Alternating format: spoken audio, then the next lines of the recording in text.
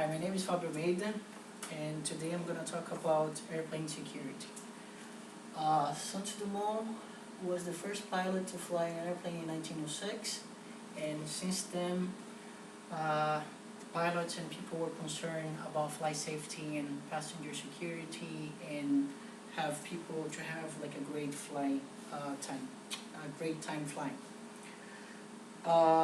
Companies such as Boeing, Airbuses, McDonnell Douglas, Lockheed, and 3-Star, they were trying to develop like a huge aircraft with better technology to improve flight safety, flight performance, fuel consumption, and to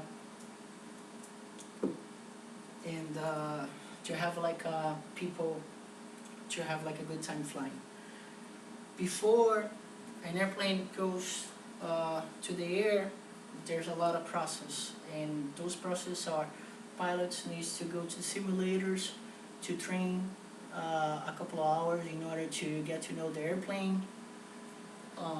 They have to pass like a psychological test in order to deal with emergencies and problems with aircraft in some kind of situations, such as engine blow. They have problems with the wheels, or problems on the wings, or some other type of problems the airplanes can have during a flight. Airplanes are composed of a lot of instruments. Those instruments are digital instruments called, in order to make the airplane have like better performance and help the airplane to fly to one destination to another. And those are, one of them is for the landing, which is like called ILS, Instrument Landing Systems. The TCAS, which is like the Traffic Avoidance Collision System, which helps the airplane to check if another airplane is coming to their directions. The Flight Management Computers, which helps the airplanes to fly from one point to another without a pilot, and also checks how to get to the destination, how to get the airplane on track in order to fly the correct course. There's radios, DMEs, which is like distance measuring equipment, VORs, and GPS. I'm gonna show to you some examples of another airplane. The first airplane flew by Santos Dumont, which is a very simple airplane. They didn't have that much instruments, and now we have like these airplanes in here, which is like the most common one is the digital one, the 777-300. It's all digital.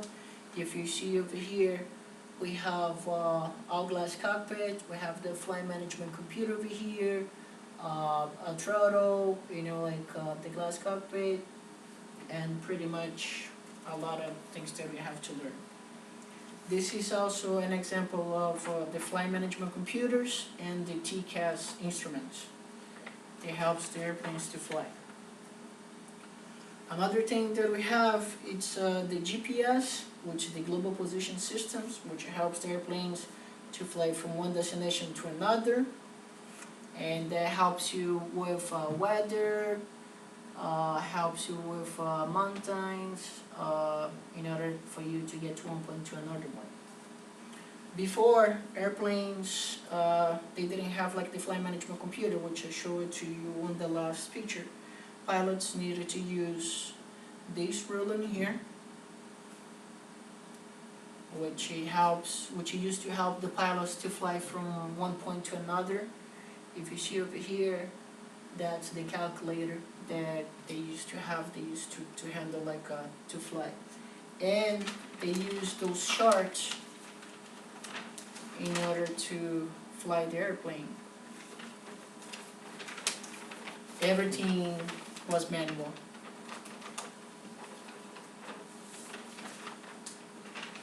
So if the airplane needed to fly from one point to another, they needed in the middle of the flight, they needed to open everything and use the ruler to get from one point to another point. then you need to point it out and turn the ruler to that direction. Okay? Another thing that I want to talk about it's the airplane has like the flying deck.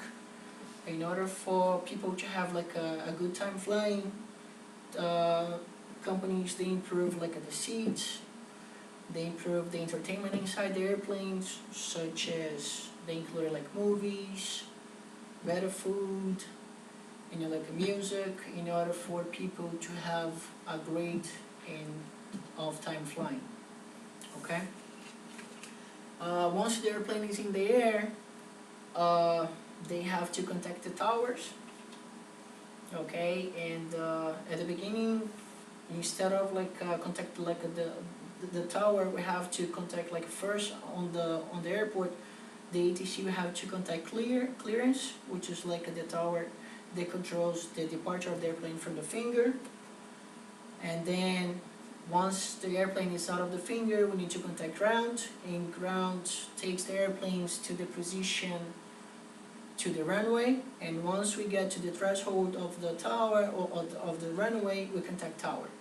Once you contact tower, we are ready to take off. After 18,000 feet, which we call like a transition altitude, we have to contact like those centers. What does the center means?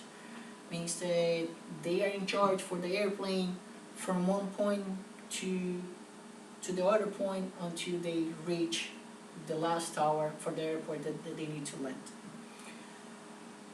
Those centers, they have like in order for them to know what is your airplane, they need to understand. They need to classify you with we call like a squad code. What a squad code is? Squad code is a number that they give it to you, which you have an instrument called transponder that shows you. You just enter those numbers manually, and by the time that those towers have you on the screen, they have you like as those numbers, and they give you directions how do you have to proceed like from one point to another point. Okay. Another thing that we have to talk about is nowadays airplanes are very secure to fly because of those digital equipment. They have like a better wings. They have like at the tip of the wing they have like an instrument called winglets that makes the flight like a more stable, and they can save more fuel consumption.